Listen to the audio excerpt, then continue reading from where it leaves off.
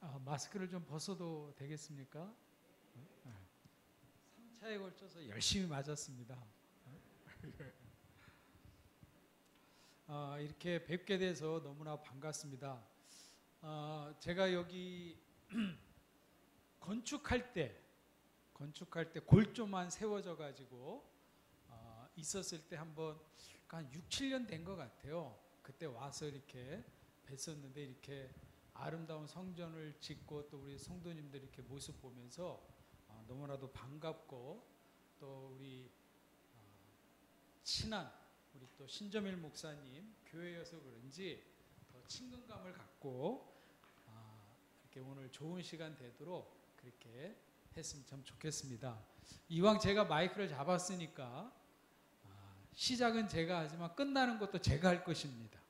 그러니까 마음 푹 놓으시고 기분 좋으면 그냥 1박 2일도 갈 수 있는 거니까 그러니까 저녁은 식사할 수 있도록은 할 테니까 편한 마음으로 같이 우리 은혜의 시간을 나눴으면 참 좋겠습니다.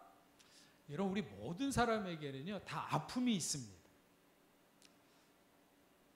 손주 있으신 분 한번 손 한번 들어보실래요? 손주. 네.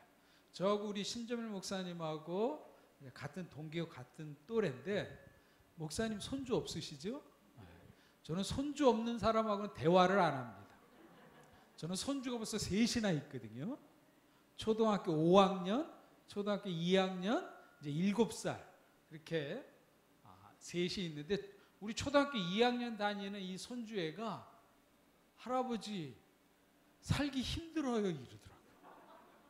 왜? 뭐가 있는데 얘네들도 고민이 있어요.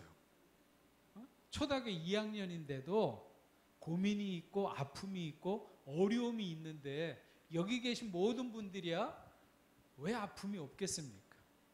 나이 드신 분은 나이 드신 분대로 또 어린 분들은 또 어리신 대로 그러니까 여러분 몸과 마음이 다 건강한 사람은 이 땅에 없는 것 같아요.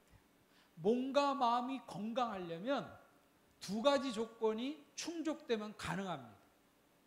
첫 번째는요, 정신을 놔버리면, 아니면 두 번째, 치매 걸리면 아주 인생 살기는 편해집니다.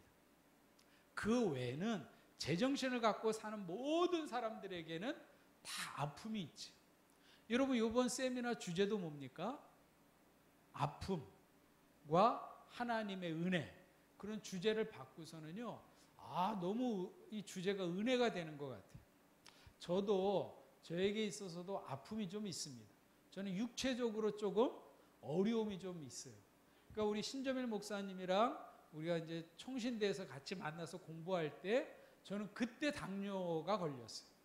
여기 아마 당뇨나 고혈압 환자 계신 분들도 계실 텐데 저는 그때 대학교 2학년 때 당뇨가 걸려가지고요. 당뇨 합병증으로 왼쪽 눈은 완전히 실명을 했어요. 지금 왼쪽은 아예 안 보입니다. 그리고 오른쪽 눈도 실명을 해갖고 2년 동안 장님으로 지냈어요. 그런데 오른쪽 눈이 정말 하나님의 은혜로 기도받고 눈이 떠진 거예요. 그래서 지금 오른쪽 눈을 보고 있습니다. 그런데 당뇨 합병증이 무섭지 않습니까? 그래서 당뇨 합병증으로 인해 갖고 신장이 망가져 갖고요. 10년을 투석했어요. 혈액 투석을 이틀에 한 번씩. 그러다가 이제 도저히 이제 죽을 것 같더라고요. 10년 정도 하니까. 그래서 이제 이식을 받으러 갔거든요. 갔더니 병원에서 삼성병원에서 저한테 뭐라고 하냐면 7년을 기다리라고 그러더라고요. 이제 곧 죽을 것 같은데. 그래가지고 그때 저희 아내가 한번 자기를 한번 검사를 한번 해보자. 이래가지고 검사를 했는데요. 정말 다행스럽게 하나가 맞았어요. 유전자 하나가. 그래가지고 아내로부터 신장을 기증받아서 지금 이제 이식 수술을 받고 이렇게 지내고 있습니다. 그러니까 제가 지금은요 집에 가서 저희 집사람 눈치만 보며 살고 있습니다. 왜냐하면 마음에 안 들면 우리 집사람이 신장 달라고 그러니까 그러면 제가 어떻게 할 말이 없는 거예요. 그래서 정말 아주 순종하면서 제가 잘 지내고 있는데, 그래서 간혹 제가 길 가다가 어떤 분을 만났더니 그분이 이러더라고요. 저한테, 목사님 아직까지도 살아계시냐고. 그래서 제가 그때 고민했어요. 이분을 위해서 내가 빨리 죽어줘야 되나. 그러니까 여러분, 이 땅에는요, 두 종류의 사람으로 나눌 수가 있습니다. 하나는 환자. 여러분, 심지어 무좀이라도 있는 분들이 다 있거든요. 아니면 비염이라도 다 몸에 아픔과 상처가 있고요. 그래서 다 환자들이 많고요. 그 다음에 한 부류의 사람은 또 누가 있냐면 미래 환자. 지금은 건강한 것 같지만 조금 시간 지나면 언제든지 아플 수 있는. 근데 여러분, 몸이 아픈 것은 그래도 참을 수 있어요. 정말 힘든 건 뭐가 힘들겠어요? 마음이에요. 마음이 아픈 분들이 너무나 많아요. 저는 지금 제가 주로 하는 일은 천안에서 목회를 하고 있거든요. 그런데 암 환자들을 이렇게 케어하는 일들을 하고 있습니다. 개인적으로. 한 50명 정도 될 것 같아요. 그런데 그 가운데에 대다수가 80%가 여성분들이세요. 근데 여성분들이 암에 걸렸을 때 그 원인들을 따지고 보면 그 원인이 어디에서 왔겠어요?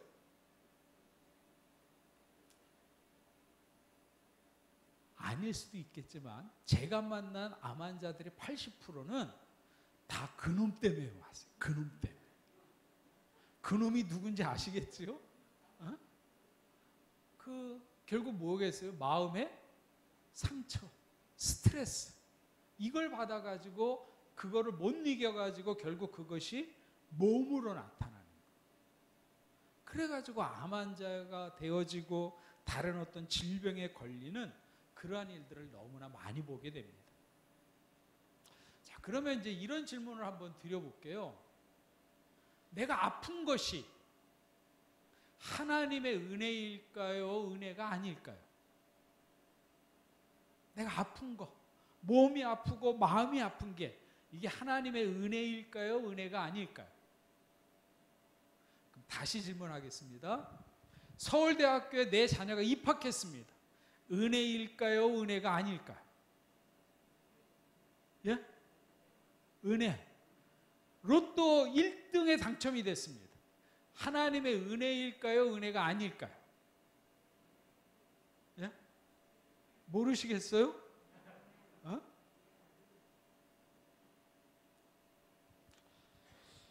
여러분, 은혜인지 아닌지는 몰라요. 모른다라는 것입니다.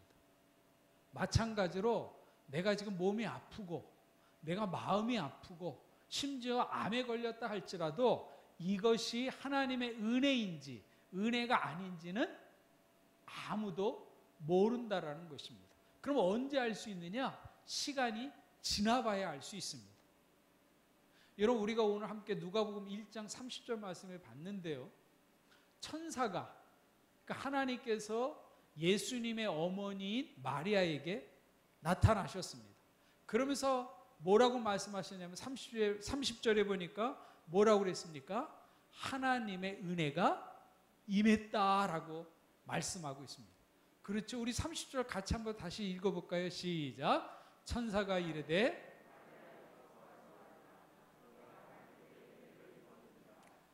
여러분, 이게 얼마나 우리 모두가 다 소망하는 말씀 아닙니까? 하나님께서 우리 집사님, 권사님에게 나타나서 너에게 은혜가 임했다. 그럼 여러분, 하나님이 나에게 어떤 은혜를 주셨다, 그 생각을 하게 되면 우리는 제일 먼저 무슨 생각부터 할까요? 나에게 어떤 좋은 일이 생길까? 야, 이거 요때 로또를 사야 되나? 아니면 내 남편이 승진을 할 것인가? 아니면 내 자녀에게 무슨 좋은 일이 생길 것인가? 우리 모두는 다 하나님의 은혜를 생각하면 곧바로 연이어서 생각하는 게 뭐냐면 어떤 좋은 일, 기쁜 일, 즐거운 일, 내가 원했던 일이 이루어지고, 그리고 참 집을 떠나고 마음이 떠났던 사람들이 돌아오고, 뭐 아무튼지 좋은 일이 일어날 거라고 우리는 생각을 합니다. 근데 여러분 31절을 한번 볼까요? 마리아에게 임한 하나님의 은혜의 내용이 31절에 나옵니다. 한번 천천히 한번 읽어보세요. 같이 보겠습니다. 시작.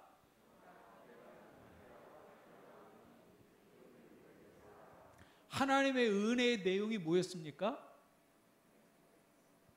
네가 잉태한다. 여러분, 마리아는 지금 요셉과 어떤 상황이냐면 약혼한 사이에, 여러분 예전에는 약혼이 우리나라에도 많이 했었는데 요즘은 약혼은 뭐 거의 안 하는 것 같아요. 약혼식 하신 분 계십니까? 장로님 때는 약혼 많이 하지 않았나요? 장로님도 하셨나요? 아유, 겁이 없으시네요. 여러분, 이스라엘은 약혼을 하게 되면 법률적으로 결혼 관계로 인정을 해줘요. 그래서 약혼부터 결혼하기 1년 전까지는 정결의식, 몸과 마음을 잘 다스려서 결혼을 할 수 있도록 준비하는 기간입니다. 이때는요, 순결을 지켜야 돼요. 그런데 여러분, 이때에 그 약혼자와 함께 어떤 관계를 맺어서 임신을 하게 됐다? 이거는요, 집안 망신입니다. 집안 망신. 그리고 만에 하나 그 여자가 다른 남자와 만약에 관계를 해서 임신을 했다, 이렇게 되면 당시의 율법에 의해서는 어떻게 됩니까? 그 여자는 돌에 맞아 죽는 것입니다. 그러니까 여러분, 하나님의 은혜가 임했는데 그 임한 은혜의 내용이 뭐냐면 잉태였어. 이 사실에 대해서 요셉이 이건 나와 전혀 상관없는 일이다라고 한마디라도 말하면 마리아는 어떻게 되는 겁니까? 그 동네에서 잡혀서 죽게 되는 것입니다. 그리고 마리아가 잉태했다라는 것에 대해서 요셉이 인정을 해준다 할지라도 동네 사람들 입장에서는 어떤 거예요? 손가락질 당할 수 있는 일이지. 여러분, 저에게도 딸이 하나 있고요, 아들이 하나 있습니다. 큰 딸이 지금 32, 우리 아들이 29, 그런 정상적인 그런 아들과 딸이 있는데, 우리 아들이요 29인데 우리 아들에게서 우리 아들이 결혼을 했고요, 자녀가 셋이. 여러분 계산됩니까? 초등학교 5학년이면 몇 살 정도 되시는지 아십니까? 예? 초등학교 5학년 12살. 그럼 우리 아들은 지금 몇 살이라고요? 29. 그럼 우리 아들이 몇 살에 난 거예요? 계산이 안 되십니까? 우리 아들이요 18살, 고등학교 2학년 때 어느 날 우리 아들 아들들 다 무뚝뚝하잖아요. 아빠, 할 이야기가 있다고. 해봐라. 아빠, 여자친구가 임신했어요. 우리 아들이 좋아하던 여자친구거든요. 저희 집에도 놀러 왔었어요. 그런데 임신했다는 거예요. 고등학교 2학년 때. 빨리 데리고 와봐라. 왔어요. 그래서 둘을 놓고 너네들을 어떻게 할 거냐? 그 애를 낳아서 키우겠대. 알았다. 그러면 저희 며느리한테 그랬어요. 너희 부모님을 좀 모시고 와라. 근데 제가 깜짝 놀랐어요. 왜 놀랐냐면 그 부모님이 10분 안에 오시더라고. 이렇게 가까이 사는지 몰랐어요. 그런데 두 번째 또 놀란 건 뭐냐면 그 사돈 되시는 그러니까 장모님, 그러니까 저한테 사돈 되시는, 그러니까 우리 아들한테 장모님이죠. 목사님이시더라고요. 순복음 쪽의 목사님이세요. 그러니까 여러분, 이 두 애가 다 누구 자녀예요?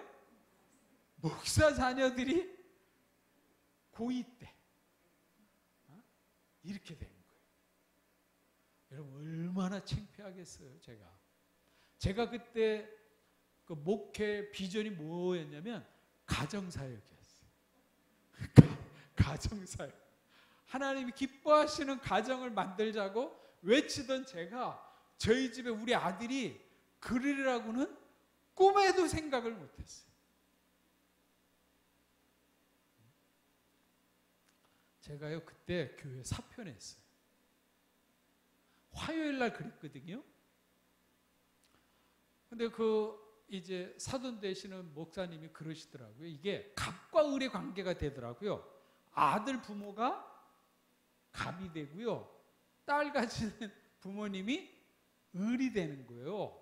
그러면서 전태 목사님이 하라는 대로 하겠다는 거예요. 그래서 지금 당장 며느리를 우리가 받아들일 수 없으니까 애를 낳은 다음에 우리 집에 데리고 와서 그때부터 살았으면 좋겠다. 그래서 그렇게 하겠다고 그래서 그 사돈 되시는 목사님 네 분이 우리 그 며느리 미소를 데리고 집으로 갔어요. 갔는데 그 다음날 수요일인데 수요 예배 때 제가 예배 드리고 딱 집에로 이렇게 왔거든요. 저희는 이제 2층이 교회고 3층이 사택이에요. 이렇게 건물이 저희는 한 5층 되는 건물이거든요. 1층이 이제 식당이고 4층이 교육관이고. 그런데 집에 3층에 딱 올라갔더니요. 우리 며느라기가요. 큰 여행 가방에 갖고 짐을 싸갖고 온 거예요. 하루 사이에. 그리고 여기서 살겠다는 거예요. 그래서 살게 해달라는 거예요. 그래서 너 지금 미쳤냐? 안 된다. 이랬는데 얘가 얼마나 우는지 며느리가. 그러니까 저희 집사람이 너무 우니까 저희 집사람이 애기한테 이거 안 좋다. 그러니까 일단 받아주자. 또 우리 집에 또 방도 있었기 때문에 이래가지고는요 화요일날 임신 소식 듣고요 수요일날부터 같이 사는 거예요. 그러니까 우리 며느리하고 저는요 며느리하고 시아버지 관계가 아닌 거예요. 왜냐하면 전혀 준비가 안 돼 있었기 때문에 며느리 맞이할 준비가 안 돼 있는 거예요. 저한테는. 그리고 걔도 얼마나 힘들겠어요. 근데 알고 봤더니 그 어머님이요. 여러분 상가, 저는 이제 천안에 사는데 천안에 보면 이렇게 뭐 2층, 3층 이렇게 상가들이 있거든요. 그 상가에서 개척을 하셔갖고 그 상가의 반은 교회고 반은 집이었던 거예요. 그런데 우리 며느라기 친아버지가 1살 때 목사님이셨는데 혈압으로 돌아가신 거예요. 그래가지고 최근에 어머님이 안수 집사님하고 재혼을 하셨어요. 그러니까 새아빠가 들어온 지 이제 1년 별로 안 된 거예요. 그러니까 같이 거기에 생활하고 있기가 불편했던 거예요. 우리 며느리가. 그러다 보니까 이 집에서 어떻게든지 탈출을 하고 싶고, 근데 임신은 했고, 그런데 시댁인 저희 집은 조금 방도 좀 여유가 있고 하니까 얘가 그냥 죽게 아니면 살기로 우리 집에 오려고 했던 것이죠. 그래서 그냥 그때부터 같이 살게 된 거예요. 근데 여러분, 제가 제일 민망한 건 누구한테 민망하겠어요? 우리 교인들한테. 제가 가정을 살리자, 올바른 하나님의 가정으로 만들어야 된다. 몇 년을 외쳤는데 우리 집이 콩가루 집안이 된 거예요. 그리고 제가 사표냈어요. 그랬더니 교인들이 서로 상의해가지고 저한테 왔더라. 목사님, 제가 그때 투석하고 있었을 때거든요. 목사님 아픈데 어디 뭐 갈 데도 없고 또 교인 한 명 이제 10개월 뒤면 교인 한 명 늘 텐데 그냥 목사님이 그냥 어디 갈 데도 없으실 텐데 같이 그냥 지내자. 이래갖고 있게 됐어요. 그러니까 여러분 오늘날도 좀 민망한데 이때 마리아는 오죽했겠습니까 여러분? 그러니까 여러분 잉태한 게 하나님의 은혜입니까? 은혜가 아닙니까? 반응들이 없으시네. 저는 충청도 분들만 반응이 있는 줄 알았는데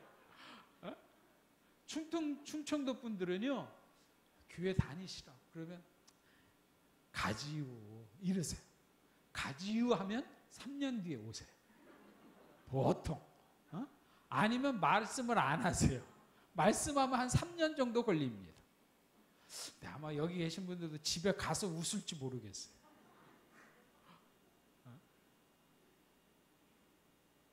여러분 마리아가 잉태한 게 하나님의 은혜입니까? 은혜가 아닙니까? 분명히 하나님께서는 은혜라고 그랬죠. 근데 마리아 입장에서는 은혜입니까? 은혜가 아닙니까? 은혜가 아닌 거. 그러면 마리아에게 하나님의 은혜가 임했다라는 사실이 온 세상에 증거될 때까지 얼마의 시간이 걸렸을까요? 언제 마리아에게 하나님의 은혜로 잉태됐구나라는 사실이 밝혀졌을까요? 언제? 그것은 예수님이 공생애를 시작할 때 정말 마리아가 하나님의 아들인 예수 그리스도를 잉태했던 것이구나. 이것이 언제 드러난 거예요? 예수님이 30년 동안은 아무도 몰랐던 거예요. 그런데 예수님이 공생애를 하면서부터 정말 메시아고 하나님의 아들이구나라는 것을 알았을 때 30여 년 전에 마리아가 잉태한 게 요셉을 통해서 잉태한 것이 아니라 성령에 의해서 잉태된 것이구나 라는 것이 밝혀지기까지 얼마 걸렸다고요? 30년이 걸린 거예요. 30년. 그러니까 여러분 제가 아까도 말씀드렸죠. 잘된 일, 또 뭐 나쁜 일, 우린 그 자체만을 가지고 이게 하나님의 은혜다, 하나님의 은혜가 아니다, 하나님이 나를 떠나신 것 같다, 하나님이 나를 복 주신 것 같다라고 말하는 것은 너무 좀 일러요. 하나님의 은혜인지 아닌지를 알려면 어떻게 된다고요? 시간이 필요하다라는 것입니다. 그러니까 여러분 지금 나에게 좋은 일이 생겼다 해가지고 너무나 방방 뜰 필요 없다는 것입니다. 그 좋은 일이 시간이 지나고 나서 보면 그것이 안 좋은 일일 수도 있는 것이고요. 지금 내가 아프고 상처받고 힘들고 마음에 고생이 있지만 그러나 시간이 지나고 나서 보니까 그것이 은혜였다라는 것입니다. 여러분 제가 우리 아들이 그렇게 임신했다라는 소식을 듣고서는요 1년 정도는 잠을 잘 못 잤어요. 너무 고민이 되는 거예요. 여러분 18살짜리가 사니 여러분 그게 제대로 살 수 있겠습니까? 여러분 우리나라 10대 이제 제가 이제 그때부터 10대 청소년에 대해서 관심을 좀 더 가졌는데요. 그때 우리 아들이 임신했을 당시에 10대 청소년들이 결혼한 커플이 아기 난 커플이 어느 정도 되냐면 5천 쌍 정도 되는 거예요. 엄청 많지. 근데 그 10대 애들이 결혼했는데 이혼한 확률이 얼마나 정도 되냐면요. 여러분 한번 예상해 보시겠어요? 10대 얘네들이 결혼했는데 이혼 확률이 몇 프로 정도 될 것 같습니까? 네?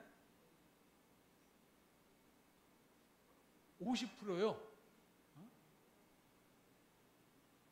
통계로 나온 거예요. 95%예요. 95%. 근데 제가 같이 살아보니까 그럴 수밖에 없어요.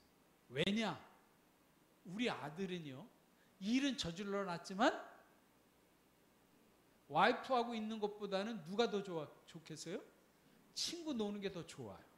그리고 두 번째는 이혼할 수밖에 없는 결정적인 이유는 왜냐면은요, 우리 아들이 돈을 못 버니까. 근데 여러분, 임신했으니까 돈이 많이 필요하잖아요.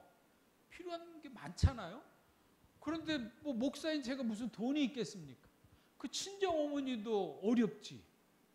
그러니까 며느리는 우리 아들한테 이야기할 수밖에 없고, 근데 우리 아들은 눈치를 보니까 아버지는 돈은 없고, 그러니까 며느리가 돈 이야기하면 우리 아들은 어떻게 하겠어요? 도망가 버리지. 그러면 속은 누구만 끓는 거예요? 우리 며느리나. 그래서 이렇게 가만히 보니까 티격태격 싸우더라고요. 한 집에서 하니까 뭐 다 알잖아요. 저는 완전히 노타치했습니다. 저는 막 열받아가지고. 그러니까 우리 집사람이 다독거리고 이제 그렇게 그러면서 이렇게 지내왔는데요. 참 힘든 거예요. 그런 부분들이. 그래서 잠을 제가 이룰 수가 없는 거예요. 얘네들이 이혼하면 어떻게 될 것인가. 이 걱정 때문에. 그래서 너무 힘들었어요, 사실은. 그런데요, 시간이 지나고 나서 이제 우리 손주들이 태어난 거예요. 근데 우리 며느리가 어리니까는요, 19살에 아버님 저 병원 가서 아기 낳고 오겠다고 그래서 빨리 먼저 가라. 그럼 나도 조금 이따 따라가겠다. 그래서 조금 이따 따라갔더니요, 벌써 나 있더라고. 여기서 너 어떻게 된 거야? 그랬더니 그냥 힘 한번 세게 줬더니 나오더래요. 너무 젊으니까 그냥 쑥쑥 낳는 거예요. 쑥쑥. 그러더니 셋이나 낳더라고. 근데 여러분, 제가 그때 한참 투석했을 때예요. 투석은요 정말 힘들거든요. 근데 이틀에 한 번씩. 그리고요 웃을 일이 없어요. 저희 집사람을 보면서 막 웃음이 나겠습니까, 제가?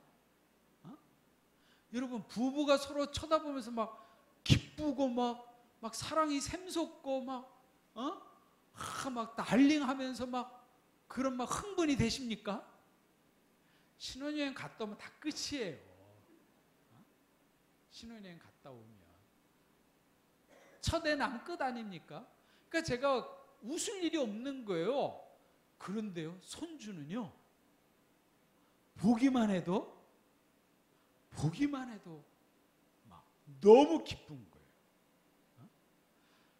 손주 없는 분들하고 이게 대화가 안 돼가지고 손주 있는 분들은 고개를 끄덕끄덕 하는데 여러분, 제가 손주들 때문에 웃게 됐어요. 손주들 때문에 웃다 보니까 제 몸이 어떻게 됐겠어요? 회복이 되더라고요.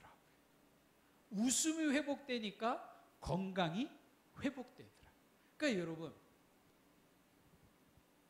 그 임신했다라는 소식을 들었을 때는 너무 힘들었어요.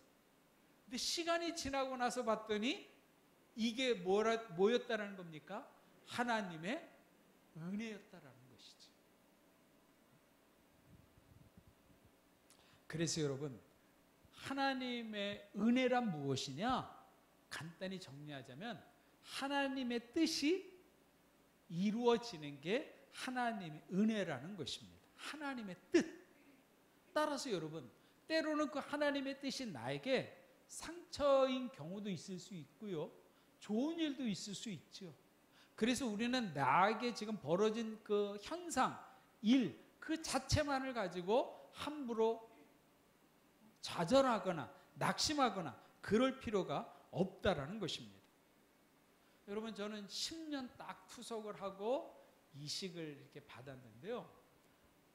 여러분, 이식하신 분 여기 혹시 계십니까? 이식을 아내의 신장을 이식을 해갖고 어디다가 신장을 이식을 했을까요? 여러분, 보통 신장은 여러분 어디에 있습니까? 신장이. 여러분, 신장 어디 있으세요? 요 뒤에 이렇게 있잖아요. 여기 뒤에 이렇게 두 개가. 근데 여러분, 이식 수술을 받으면 요 뒤에다가 하지 않고요. 어디다 이식을 하냐면 여기다 합니다. 그러니까 저는요, 제 몸에 신장이 몇 개 있냐면 3개가 있어요. 3개. 요 뒤에 2개가 있고요. 여기에 딱 저희 안에 신장이 여기 딱 있어요.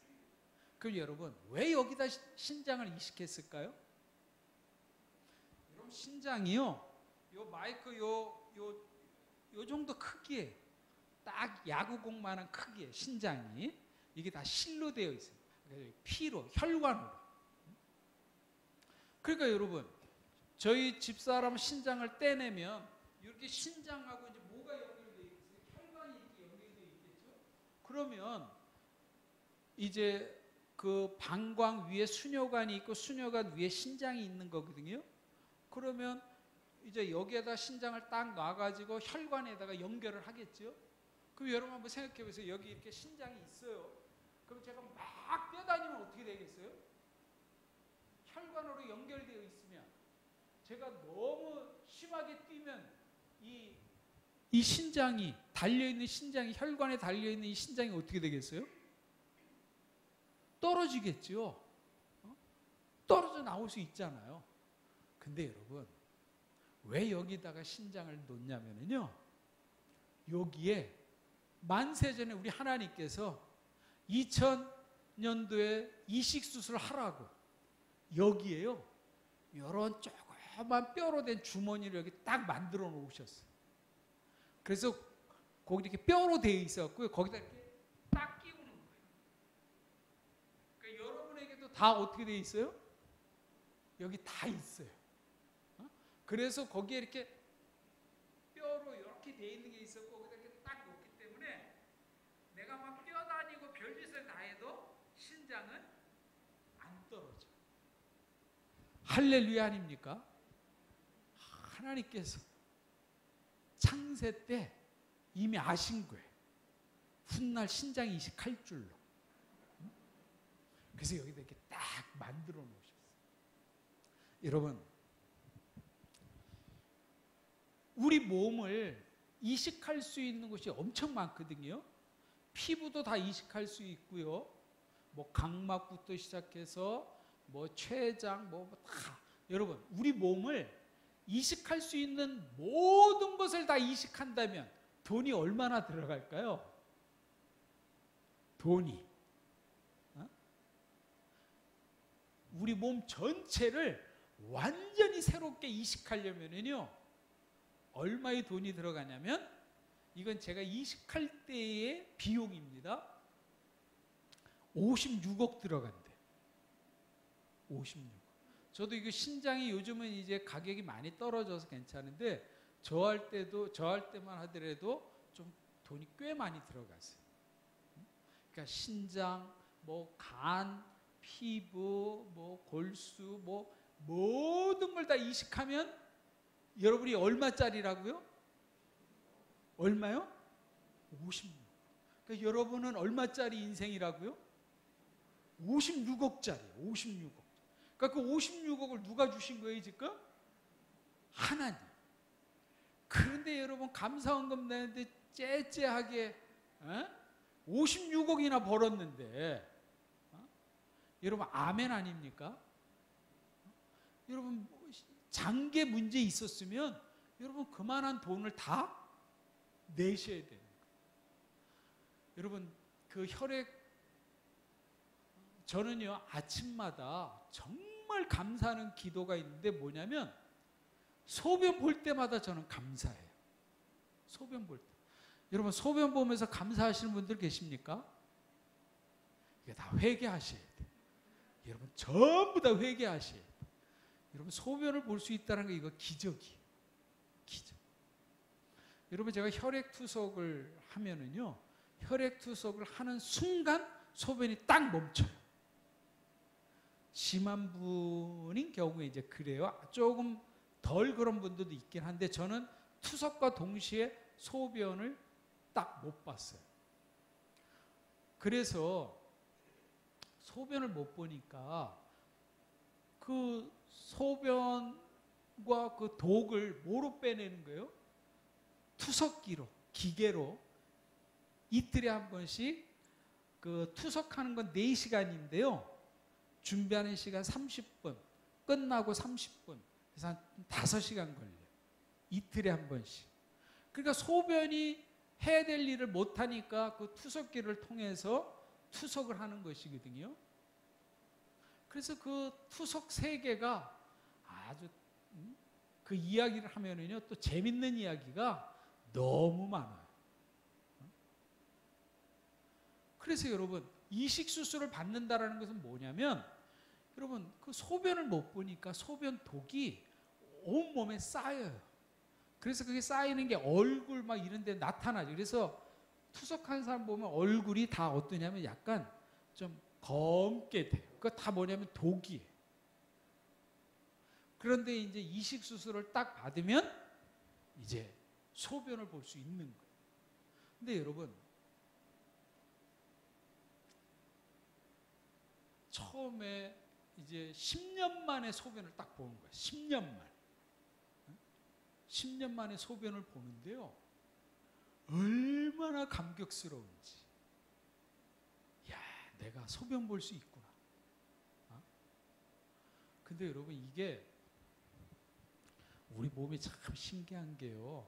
여러분 그 방광에 이제 소변을 이렇게 모으는 거 아닙니까?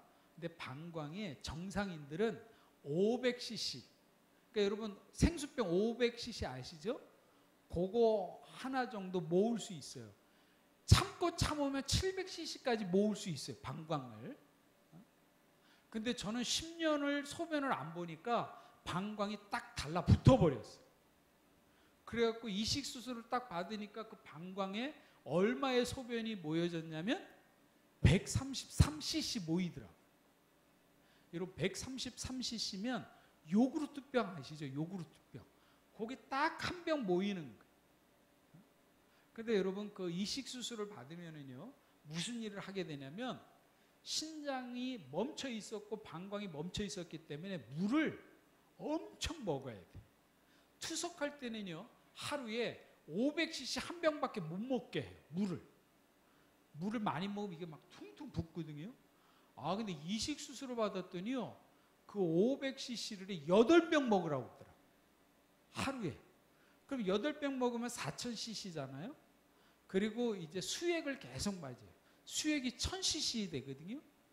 그리고 음식을 또 먹으니까 거기서 수분이 또 생기잖아요. 그러면 한 5500cc 정도 돼요. 5500cc. 근데 제 방광은 크기가 얼마 된다고요? 133cc.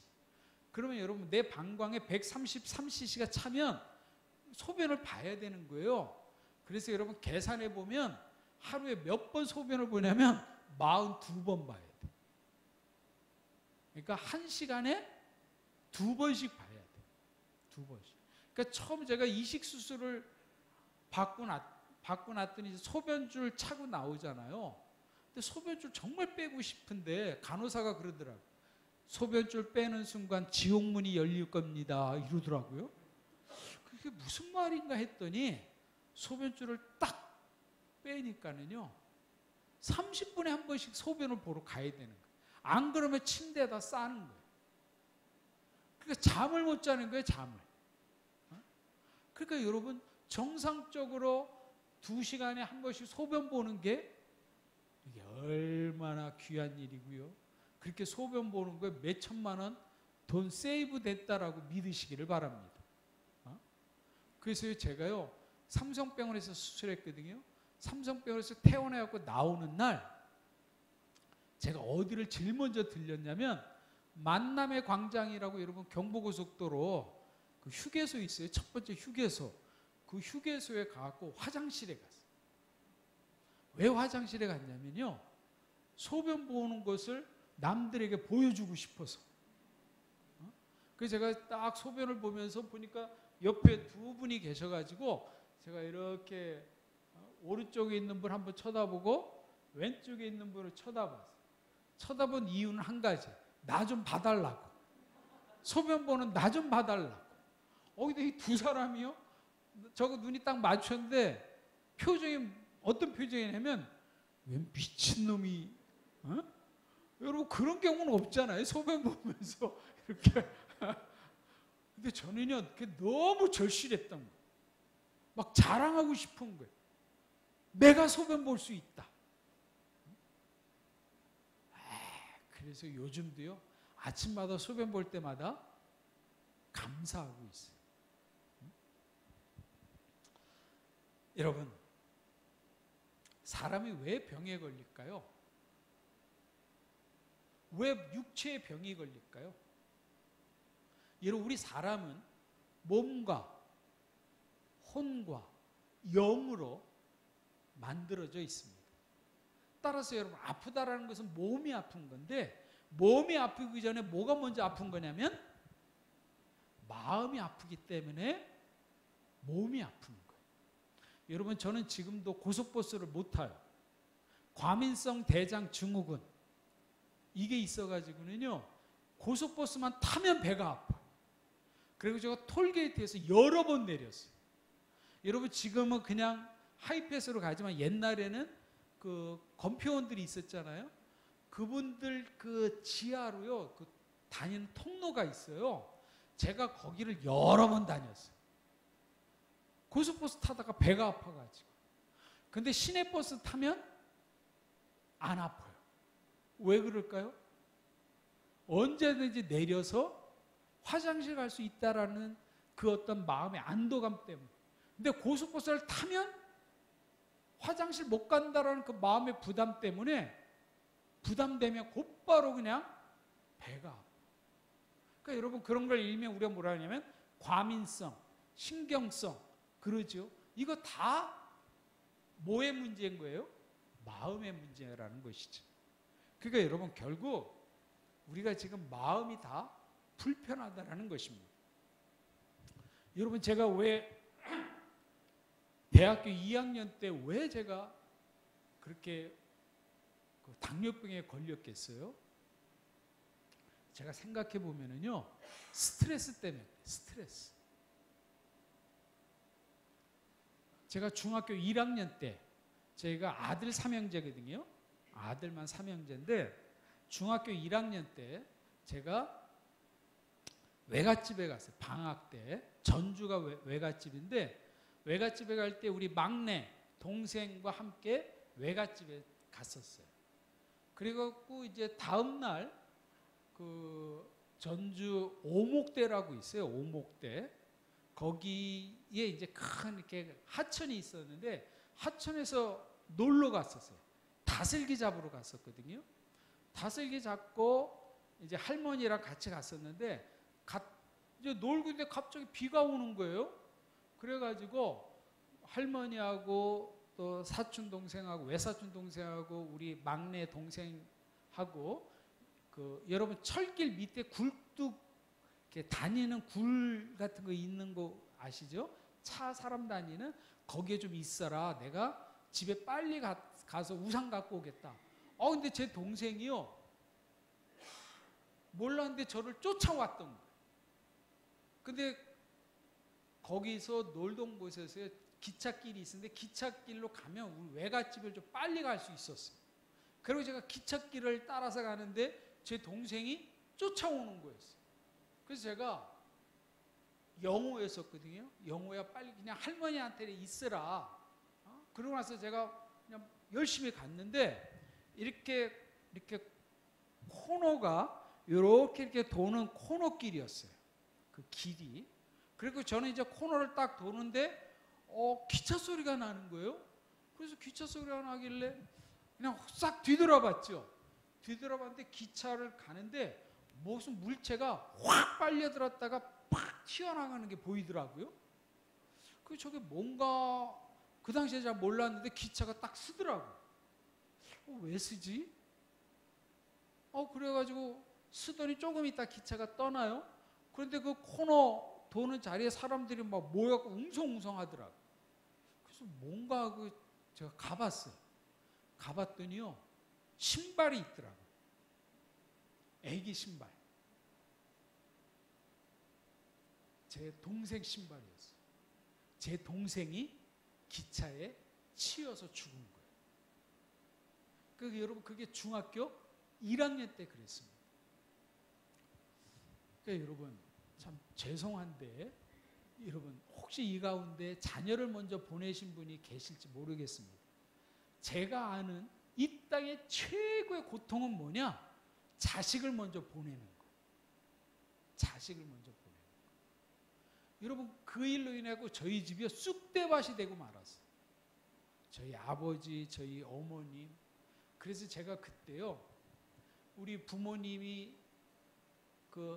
제 동생이 죽음을 통해서 너무나 힘들어하는 모습을 보면서 제가요, 죄책감이 들었어요. 무슨 죄책감이겠어요? 제가 그때 동생을 지키지 못했다라는 그 죄책감. 그래서 제가요, 그때 마음 먹기를 무슨 마음을 먹었냐면, 내가 정말 이제부터 모범생이 돼야 되겠다. 절대로 나로 인해서 부모님이 속상하지 않도록 내가 해야 되겠다. 이래갖고 제가 모범생 컴플렉스에 걸렸어요. 모든 걸 제가 다 알아서 했어요. 제가 알아서 일어나고요. 제가 알아서 씻고요. 제가 알아서 공부하고요.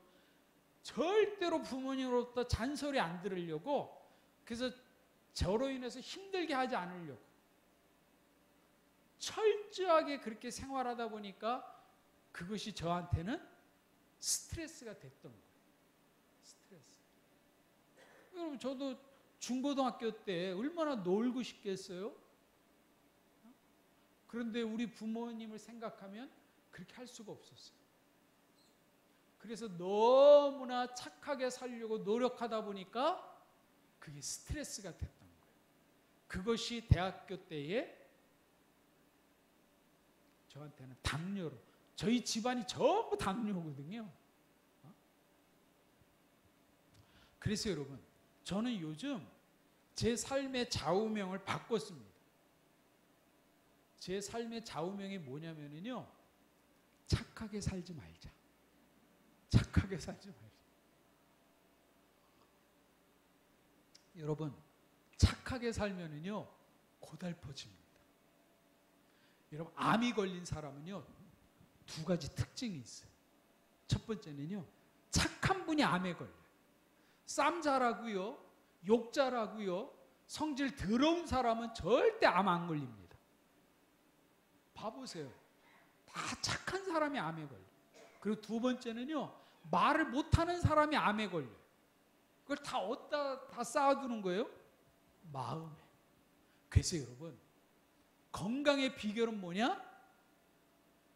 싸움을 잘해야 됩니다.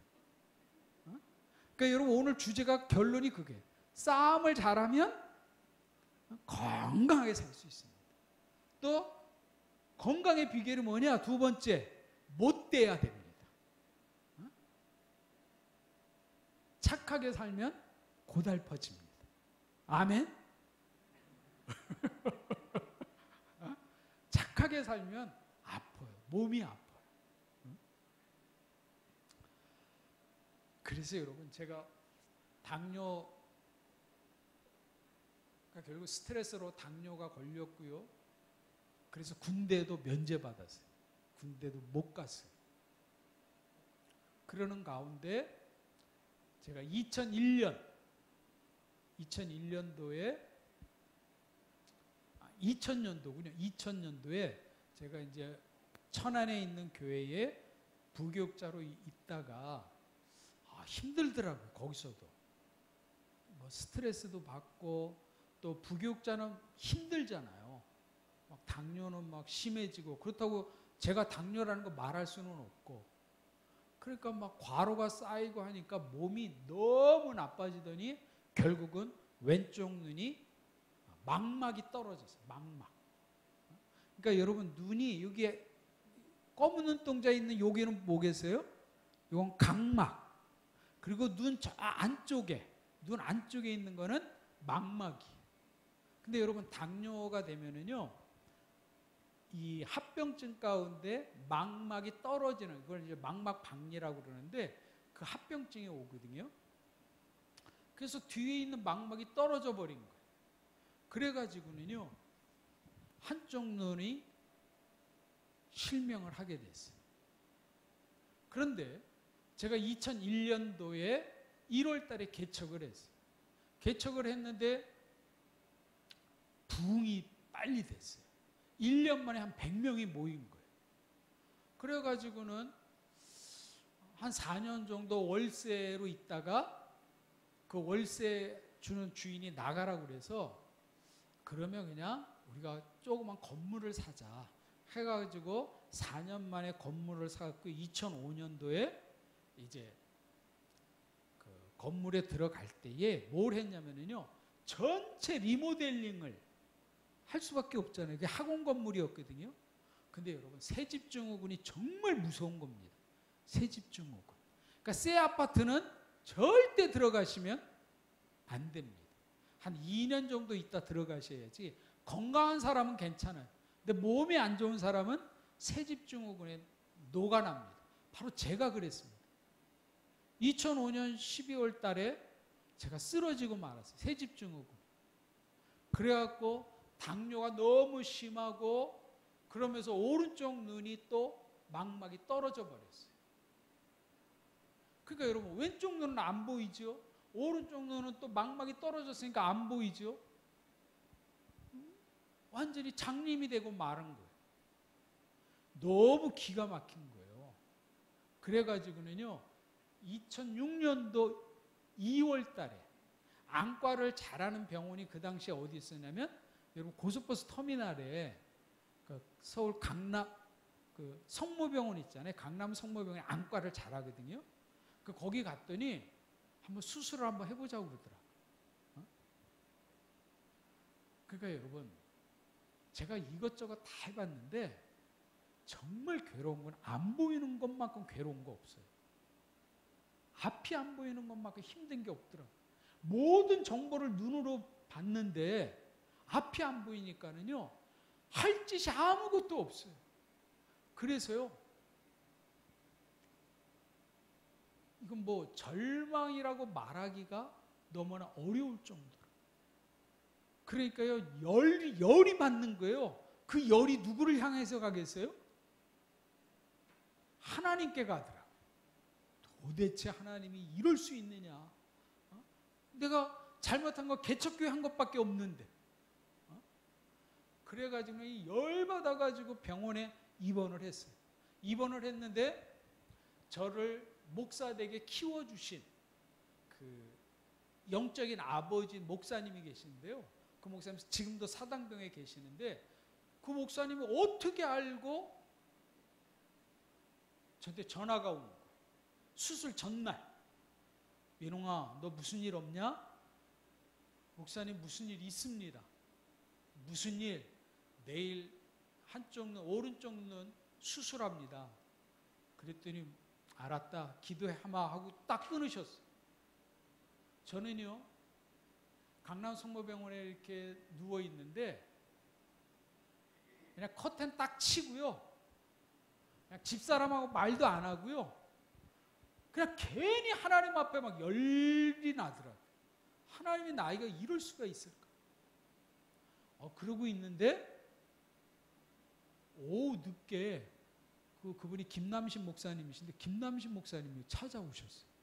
그 병원에. 그 당시엔 좀 자유롭게 병문안을 했을 때니까 찾아오셨는데요. 혼자 오신 게 아니라 그 교회는 오케스트라가 있었어요. 오케스트라 단원들을 몇 사람을 데리고 온 거예요. 그러더니 목사님이 거기서 예배를 드리는 거예요. 병실에서 6명이 있는 데인데 저는 좀 민망했어요. 예배 드리기도 싫었어요. 근데 목사님이 그냥 예배 드리자면서 헬렌 켈러 이야기하면서 장님 아시잖아요. 장님 이야기하면서 용기 내라. 그러더니 거기 같이 온 그 오케스트라 단원 비올라, 바이올린, 필룻 뭐 이런 몇 개 악기를 갖고 왔거든요. 거기서 연주를 하는 거예요. 찬송가. 그러니 여러분 병원에서 어떻게 되겠어요? 병원에서 난리가 난 거예요. 병실에서. 이러고 간호사들이 막 오는데 목사님이 딱 있고 거기서 병실에서 연주하는 거 여러분 본 일이 없잖아요. 그 병원에서도 이게 너무 황당하다 보니까 이거를 막질 않으시는 거예요. 이래갖고 그냥 몇 곡을 연주를 하고 목사님이 가셨어요. 가셨는데요. 제가 그 연주에 녹아지고 말았어요. 마음이. 왠지 모르게 그냥 아무 이유 없이요. 눈물이 그렇게 나더라고요. 눈물이. 그래가지고는요. 얼마나 울었는지 몰라요. 그냥 눈물만 흘리는 거 있잖아요. 눈물만. 커튼 치고. 그리고 나서 커튼을 딱 이제 제끼고 좀 정신을 차려야 되겠다고 정신을 차리고 딱 봤더니 그 환자들 5분 계시잖아요. 이분들도 울고 있는 거예요. 거기 계신 분들도. 그러면서 그분들이 저는 이제 안 보이니까 거기 다 눈 때문에 오신 분들이거든요. 서로 다 피장파장인 건데 5분이 계시는데 제 옆에 있는 분이 목사님인지 몰랐다고. 자기가 인천에서 학원하고 있는데 자기 집사였는데 교회를 10년 동안 안 다녔대. 근데 자기가 오늘 그 오신 목사님의 메시지와 그 찬양 소리를 들으면서 회개했다는 거예요. 그리고 제 앞에 계시는 분은 자기는 천주교인인데 그 목사님을 자기가 좀 뵙고 싶으니까 전화번호 좀 가르쳐 달라. 그러면서 5분이 다 돌아가면서 간증들을 하고 있더라고요. 여러분, 이게 바로 뭡니까? 하나님의 은혜라는 것이죠. 그러니까 여러분, 저는 그 실명했을 때 너무나 강팍했는데 하나님께서 그 목사님을 통해서 그렇게 제 마음을 회복시켜 주시더라고요. 근데 여러분, 그 다음날 제가 망막수술을 받을 때에 어떤 마음으로 망막수술을 받았겠어요? 눈물이 터지니까 내가 이제 잘 받을 수 있겠다. 그런 마음으로 수술실에 들어갔는데요. 여러분, 이거 웬걸? 여러분 한번 생각해 보세요. 눈 안쪽에 망막이 있어요. 눈 안쪽에. 그럼 여기 눈 안에 있는 망막이 이렇게 떨어졌거든요. 그리고 이제 그거를 떨어진 것을 올려가지고 망막에 있던 자리에 붙여야 돼. 그럼 여러분 생각해 보세요. 그럼 수술을 어떻게 해야 될까요? 눈 망막 수술을 어떻게 할까요? 이게 눈을 여기 짜게 가지고 눈을 어떻게 해야 되겠어요? 빼가지고 할까요? 여러분 한번 생각해보세요. 망막 수술 어떻게 해야 되겠어요? 눈 안에 있는 건데 이 뇌를 이렇게 잘라가지고 해야 될까요? 여러분 참 신기한 게요. 눈에다가 구멍을 뚫어요. 흰 눈동자에 여기다 주사 한 방울 딱 넣으니까 여기가 마취가 딱 되더라고요. 마취가 되고 전신 마취 안 시켜요. 여기 딱 하니까 이게 마취가 되면서 여러분 눈 깜빡이면 안 되잖아요. 그러니까 그 수술보 있잖아요. 수술보 해갖고 위 수술보하고 눈하고 이렇게 딱 찝어버려요. 그 아래도 딱 찝어버려요. 그러니까 눈이 깜빡이지 않도록. 그리고 나서 드릴 있죠. 드릴로 흰 눈동자를 구멍을 뚫어요.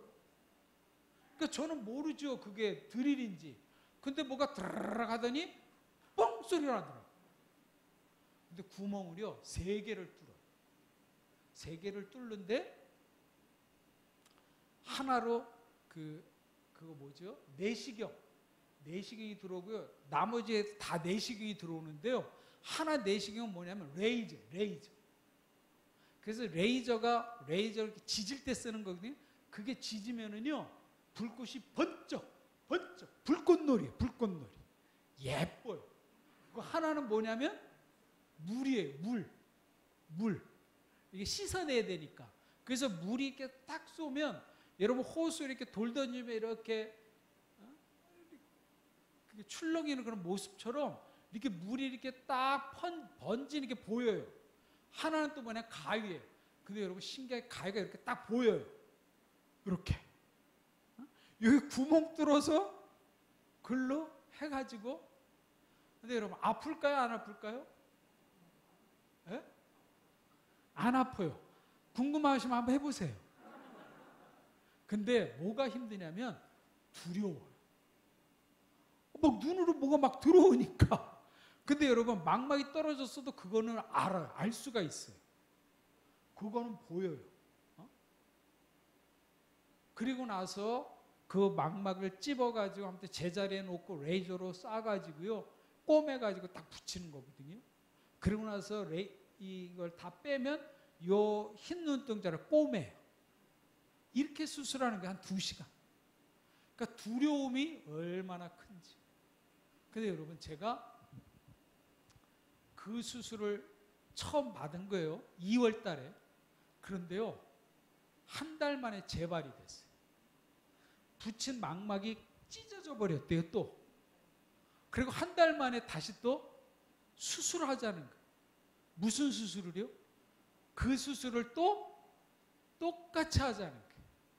내가 한 달 동안 은혜 가운데 살았는데 재발했다는 말을 듣는 순간 제가 어떻게 됐겠어요? 이게 돌아버리더라고요.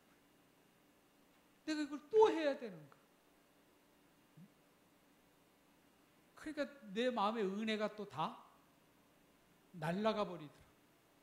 그래서 급하게 또 강남 성모병원에 입원을 했어요. 근데 병실이 없어갖고요. 제가 어디에 입원했냐면 아기들 그 유아 아기들이 입원하는 거기는 아기들 안과 병원이 있어요. 입원실이. 그리고 5명이 다 아기들이에요. 여러분 아기들 가운데도 눈 다친 아이들이 그렇게 많은지 몰랐어요. 그리고 제가 거기에 입원을 해가지고 이제 수술을 그 다음날 또 하게 된 거예요. 그러니까 참 그러니까 앞이 안 보이는 거죠. 계속 수술은 해도 그러니까 참 또 힘들어지더라고요. 또 입원을 해서 또 수술을 해야 되고 내 인생이 이게 뭔가 그래가지고는요 정말 수술을 다시 하게 된 거예요.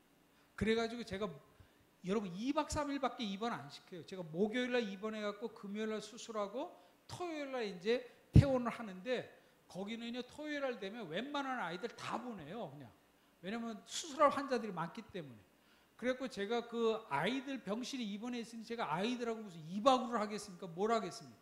그냥 커튼 딱 치고 그냥 2박 3일 동안 가만히 있었죠.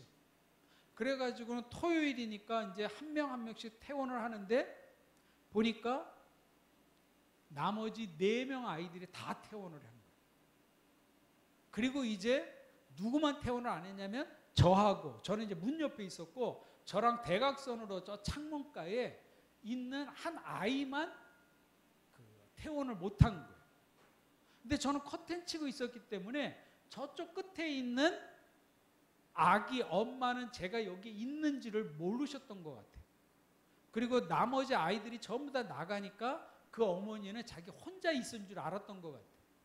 이래가지고는 그 어머니가 아무 말도 안 했었거든요. 그 아기도 울기만 했었지. 근데 그 애가 3살인가 그랬어요. 여자아이였었는데 이 애가요 집에서 놀다가 이렇게 그 테이블 같은 데 놀다가 뛰어내리면서 어떻게 잘못해갖고 연필이 찍힌 거예요. 이 눈이. 그러니까 그런 애들이 거기 많이 와요. 그러니까 여러분 애들은요 어떻게 될지 모르겠어요. 그러니까 눈이 이렇게 찍혀버린 거예요. 그냥 흰 눈동자에. 그래갖고 오는 거예요. 그러니까 여러분 그 어머니는 자기가 그렇게 한 건 아니지만 그 어머니 입장에서 어떻게 됐겠어요? 자기가 내 딸을 잘 못 지켰기 때문에 내 딸이 이렇게 됐다라는 그런 어떤 죄책감이 있으셔서 그랬는지 2박 3일 동안요 아무 말도 안 하고요. 그 내용을 제가 어떻게 알았겠어요? 옆에 있는 분들하고 환자들끼리 막 이야기하잖아요. 그 엄마들끼리. 그때 제가 이제 이야기 들은 거예요.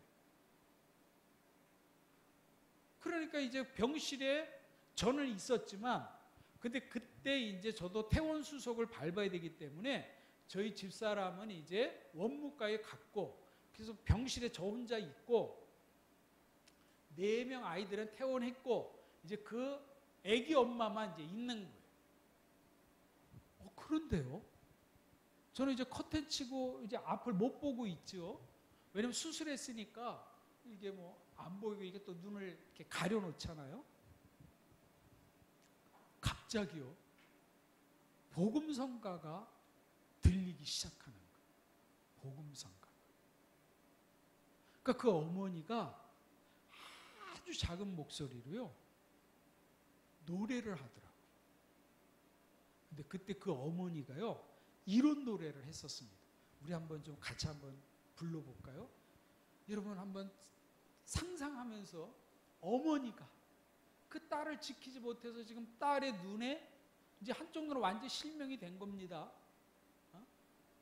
그 죄책감 가운데 저는 그분이 믿는 분인지 아닌지 몰랐는데 그 노래를 들으면서 알았어요. 그때 그분이 그 어머니가요 아주 작은 목소리로 이런 노래를 하더라고요. 우리 한번 같이 한번 불러볼까요? 한번 좀 틀어주시겠습니까? 반주 좀 누가 좀 해주시면 고맙겠습니다. 반주 하실 분 없으세요? 없으시면 가사만이라도 예. 하나님은 너를 지키시는 자. 이 노래를 어머니가 아주 작은 목소리로 이 노래를 하더라고요. 우리 한번 같이 우리도 한번 같이 한번 불러봅시다. 그 어머니의 마음으로.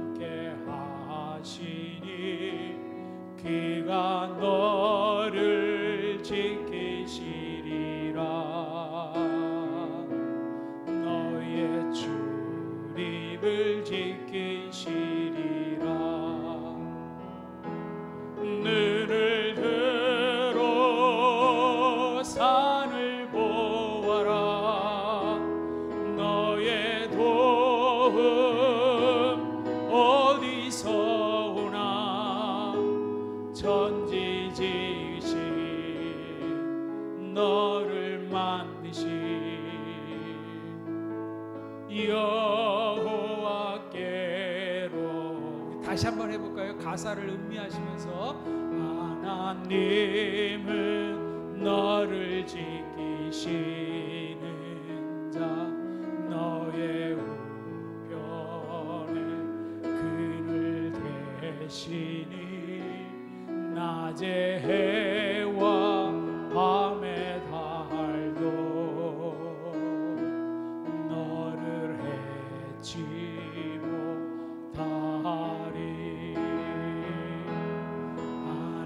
하나님은 너를 지키시는 자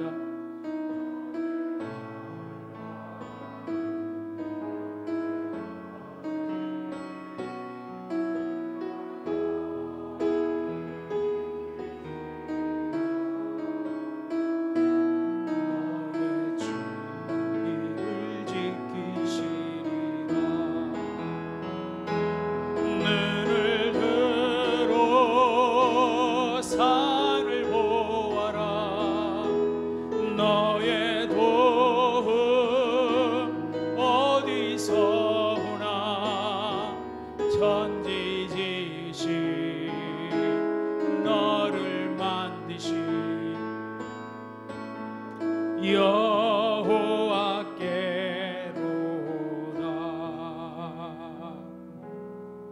여러분 이때 제가 아주 놀라운 일을 체험하게 됩니다.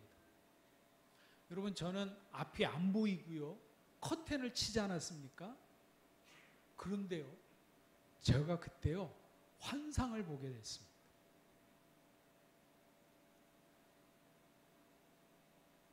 그 침대의 모습이 여러분 저는 지금도 생각하면은요, 그 감격의 눈물이라고 해야 될까요?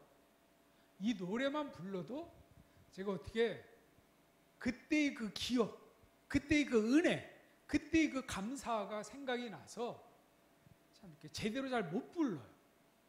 근데 제 눈에 그 저 끝에 있는 그 침대의 모습이 그냥 보이는 거예요. 보이는데 어떻게 보이냐면 그 아이가 침대에 이렇게 있고요.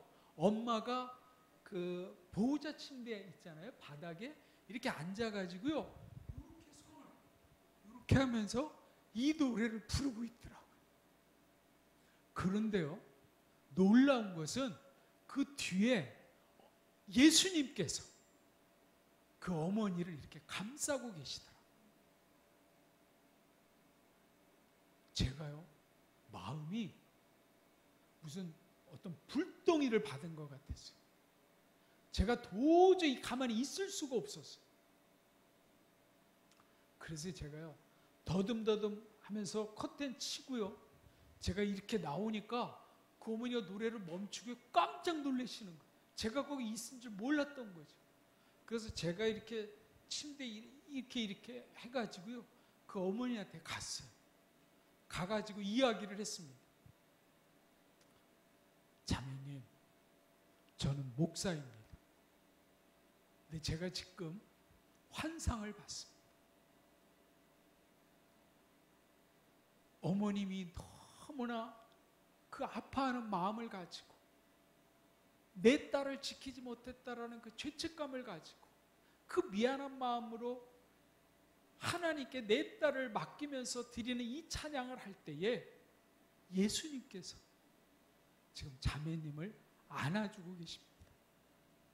그랬더니요, 이 자매가요, 그냥 털썩 주저앉으면서요, 그냥 대성통곡을 하더라고요.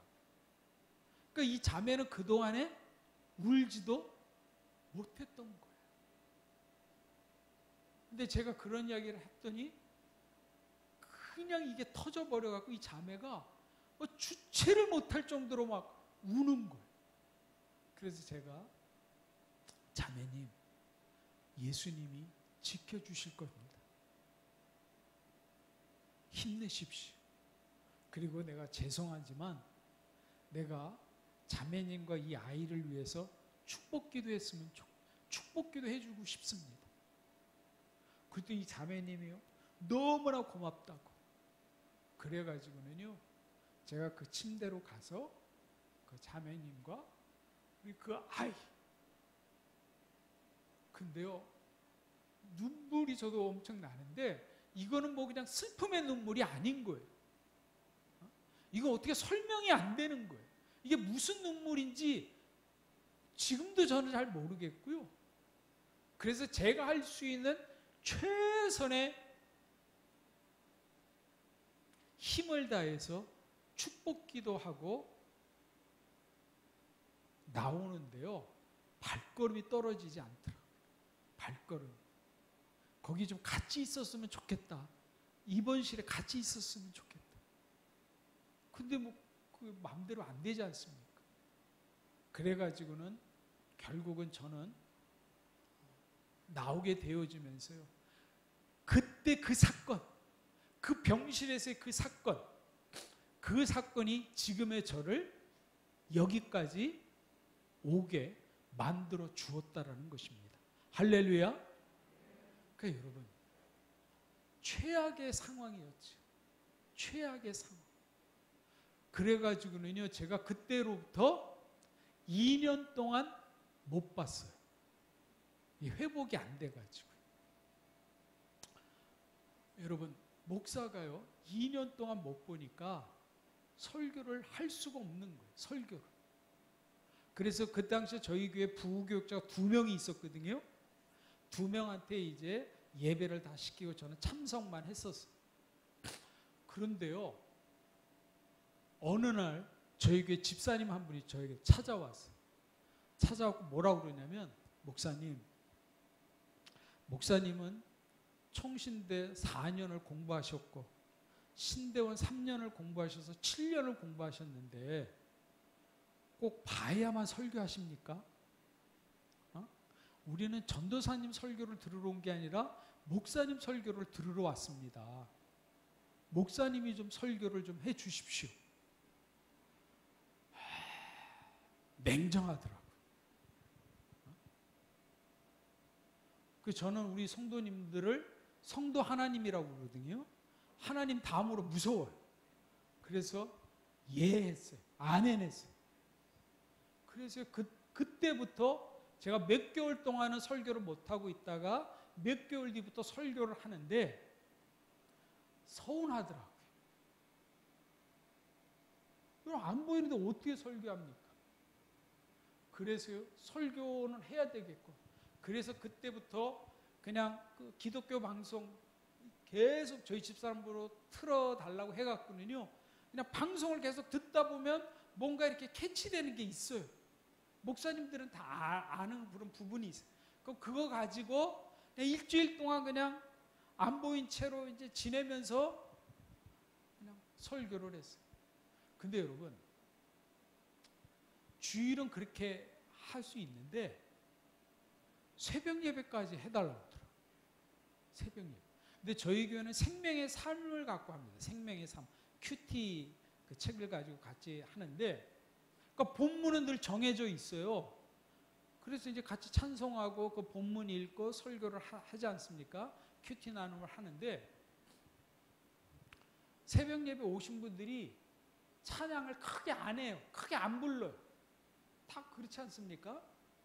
그리고 이제 본문은 이제 정해져 있으니까. 그러니까 제가 찬송을 제가 인도를 해야 되는 거예요. 그리고 그 설교를 하려면 그 큐티 본문을 제가 알아야 되지 않겠습니까? 근데 여러분, 참 신기한 게요. 제가 우리 집사람한테 전날 찬송가, 어떤 가사가 있는 그 찬송가를 찾아달라고 해갖고는요, 저희 집사람한테 그거를 좀 불러달라고 그랬어요. 근데 여러분, 제가 지금 두 눈이 안 보이잖아요? 근데 참 신기한 게, 하나님의 은혜는요, 한쪽이 닫히면 한쪽을 열어주십니다. 눈이 안 보이니까 뭐가 갑자기 능력이 좋아지냐면 기억력이 좋아지더라고요. 제 온 신경이 이게 듣고 기억해야 되잖아요. 그러니까 찬송가 가사가 외워지더라고요. 또 평생 해왔으니까 또 좀 빨리 외워지는 거예요. 찬송가 4절을 그냥 외워지는 거예요. 그리고 큐티 본문도요, 집사람 보러 몇 번 읽으라고 그러면 그게 어느 정도 다 이렇게 외워지는 거예요. 여러분, 그래서 제가 2년 동안 새벽 예배까지 우리 교회에서 다 했어요. 그러니까 여러분, 참 아픔이지 않습니까? 아픔이지만 그 속에는 또 뭐가 있는 거예요?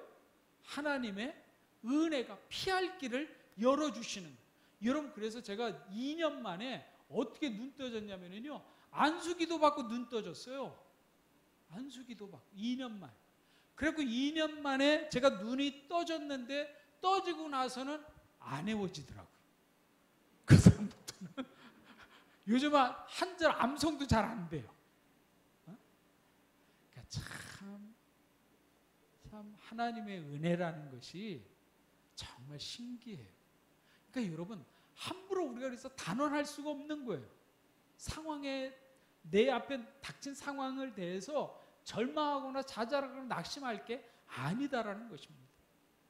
여러분, 그래서 제가 2016년도에 이제 드디어 그 이식 수술을 받았거든요. 이식 수술을 받았는데 제가 걷지를 못하는 거예요. 제가 48kg가 되더라고요. 이식 수술 받고 나왔더니 48kg, 48kg. 제가. 그러니까 이게 서 있지를 못하고 말도 못하겠고요. 뭐 걷는 것도 안 되고. 그러니 여러분, 제가 어떻게 목회를 할 수 있겠습니까? 그래서 2016년도에 퇴원하고 와서는요, 이식하면 사람을 만나면 안 되거든요. 그래서 저 혼자 이제 생활을 하고 2017년도에 이제 목회를 하려고 했더니 안 되는 거예요. 서 있지를 못하니까. 그래서 제가 아시는 분한테 부목사한테 교회를 맡기고 제가 저기 전남 보호성에 복례 전인 치유센터라는 곳에 1년 요양을 하러 간 거예요. 요양을 하러 갔는데 거기서 한 자매를 만났어요. 한 자매를 만난 이 자매가 유방암 환자예요. 43살인데 미혼이에요. 근데 유방암이 심하면은요, 이 가슴으로 이 암이 이렇게 튀어나와요. 이게 튀어나와요, 이게. 이 자매가 그런 상황이에요. 근데 어느 날 4월 달에 거기 이제 교회가 있었기 때문에 새벽 예배를 드리는데 이제 다 가고 그 자매하고 저하고 단둘이만 남았는데 이 자매가요, 너무 흐느끼면서 우는 거예요. 그러니까 제가요, 기도가 할 수가 없는 거예요. 이 자매가 너무나 불쌍해서. 그래서 제가 기도를 멈췄어요. 그리고 제 마음속에 그 자매를 좀 안아주고 싶은 거예요, 제가. 근데 안아줬다가는 큰일 나지 않겠습니까? 근데 너무 불쌍하고, 안아는 주고 싶고, 그래서 그냥 옆에 같이 있어줘야 되겠다. 그래서 그냥 저는 기도도 안 하고 가만히 있었어요. 근데 이 자매는 그냥 여러분 흐느껴 우는 거 있잖아요. 흐느껴 우는 거 막 대속 통곡이 아니라 막 이 어깨가 막 하면서 막 그렇게 울면서 기도를 하는 거예요. 그런데요, 그때 저한테 갑자기 무슨 생각이 떠올랐냐면, 내가 저 자매를 애인으로 삼으면 참 좋겠다. 내가 저 자매의 애인이 되어준다면 저 자매가 조금이라도 덜 외롭지 않을까. 그래서 기도했어요. 하나님, 저 자매의 애인이 되고 싶습니다. 저 자매의 애인이 될 수 있게 주시옵소서. 이렇게 기도가 나오게 된 거예요. 저도 모르고. 근데 거기까지만 기도했으면 제가 참 좋았는데, 거기서 해서는 안 될 기도를 제가 또 하고 말았어요. 하나님, 저렇게 아프고 힘든 저런 자매 애인 100명을 주시옵소서. 제가 애인 100명을 달라고 기도가 나오게 된 거예요.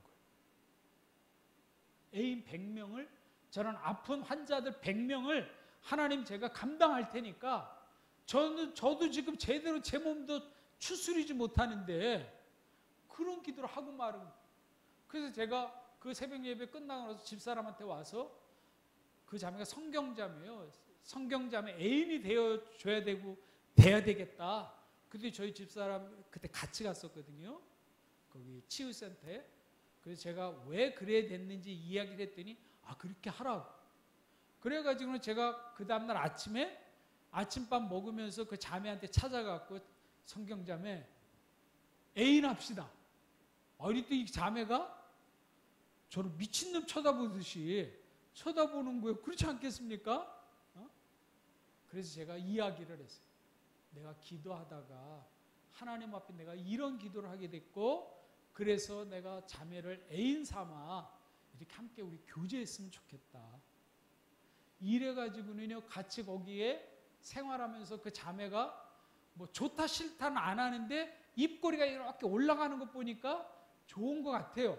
그래서 제가 그때부터 이 자매랑 매일, 오른쪽에는 우리 집사람, 왼쪽에는 이 성경자매, 그 두 여인을 딱 이렇게 안고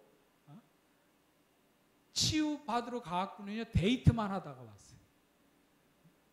제가 그때 이제 내가 앞으로 남은 삶은 이 아픈 환자들을 내가 도와야 되겠다. 여러분, 그래서요, 제가 그런 전인 치유, 그런 공부를 해야 도와줄 수 있을 거 아니겠어요? 그래서요, 전인 치유를 공부하는 대학원에 들어가서 석사를 마치고요, 지금 박사과정 중에 공부하고 있어요. 그리고 동양의학도 좀 해야 되겠다 해서, 여러분 귀에다가 침 넣는 거 혹시 아십니까? 이걸 이열이라고 그러는데, 이열 이거 공부하는 대학원이 있거든요. 2년 이것도 졸업을 했어요. 그러면서 지금 제가 하고 있는 일은 뭐냐면요, 아픈 암 환자들, 한 80%는 암 환자들이에요. 80%는 암 환자들을 개인적으로 저한테 소개가 와요. 소개가 와서 이렇게 좀 케어를 해달라. 근데 여러분, 저는 의사가 아니잖아요. 목사잖아요. 그러니까 제가 그 환자를 위해서 할 수 있는 게 뭐겠어요? 여러분, 아까 말씀드렸죠? 질병은 어디에서 온다고요? 암 환자지만 그 암이 어디서 왔겠어요? 마음에서 오는 거거든요. 여러분, 암이 해결되려면 항암 이게 아니라 음식, 운동이 아니라 뭐부터 풀어줘야 돼요? 마음부터 풀어줘야 돼요. 그리고 암 환자가 되면 외로워요. 그리고 무엇을 어떻게 판단해야 될지 몰라요. 그리고 친구 뭐가 다 떨어지기 때문에 정말 힘들거든요. 그래서 저는 제 경험이 있으니까, 아팠던 경험이 있으니까 그것을 나누면서 또 제가 전인 치유에 대해서 공부를 했으니까 그런 정보를 나누고 교제하고 이야기하고 놀고 장난치고 이런 일을 하고 있어요. 그래서 지금 제가 개인적으로 만나는 환우분들 전국에 한 50여 명이 되세요. 그런데 한 20여 명은 이미 돌아가셨어요. 지난 11월 달에도요, 2주 동안에요, 제 애인이 3명이 한꺼번에 다 죽으셨어요. 왜냐면 다 전국에 있으니까. 그리고 거의 다 병원에서 이제 포기한 암 환자들이거든요. 오고 갈 데 없는 암 환자들. 그러니까 여러분, 그래서 저의 지금 삶의 모토, 비전은 뭐냐면 100명의 애인 만들기 프로젝트. 그래서 지금 숫자는 안 세고 있어요. 셀 필요가 없을 것 같아요. 제 남은 삶은 암 환자들, 그리고 10%는요, 저처럼 당뇨, 신장 이런 만성질환자, 10%는 누구냐면 우울증 환자들.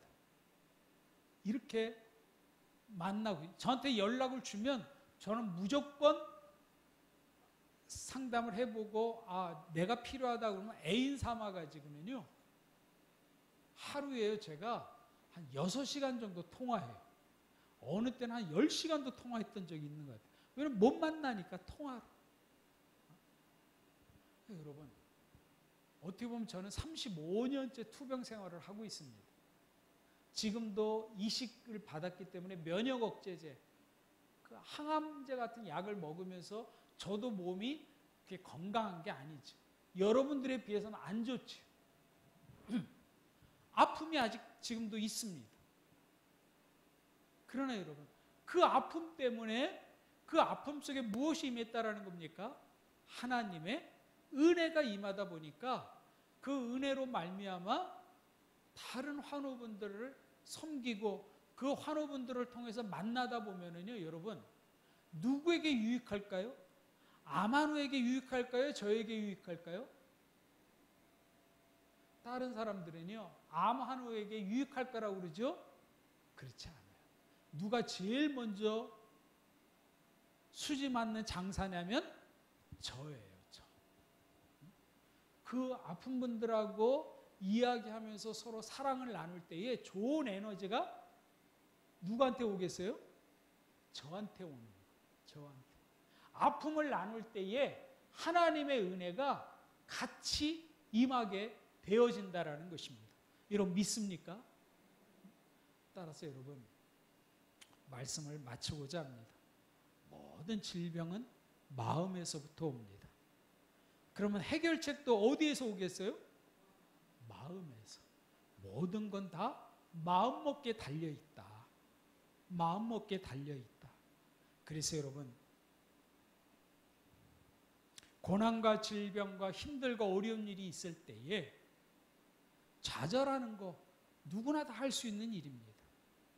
그러나 여러분, 낙심한다고 해결책이 있는 건 아니지 않습니까? 이때 우리에게 필요한 건 하나님의 은혜가 있을 것이다. 분명히 예비된 하나님의 은혜가 주어질 것이다. 저의 삶을 통해서 저는 이것을 확실하게 체험했기 때문에 어려움이 있었지만 그 어려운 그때그때마다 하나님의 은혜로 지금까지 와 있지 않습니까? 제가 지금 이것을 간증해요.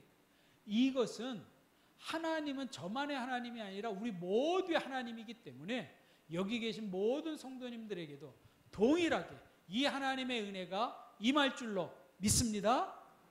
기도하겠습니다. 하나님 아버지, 부족한 종이 이렇게 귀하고 영광스러운 우리 일광교회 성도님들 앞에서 귀한 말씀을 전하게 하심이 감사를 드립니다. 하나님의 뜻 가운데 이 모든 일들이 이루어졌음을 믿고 하나님께서 우리 사랑하는 성도들에게 주시고자 하시는 귀한 말씀만이 우리 성도들 가슴에 새겨질 수 있도록 축복해 주시옵소서. 하나님, 이 가운데 마음이 아프신 분들이 계십니까? 또한 몸이 아픈 분들이 계십니까? 하나님, 도와주시옵소서.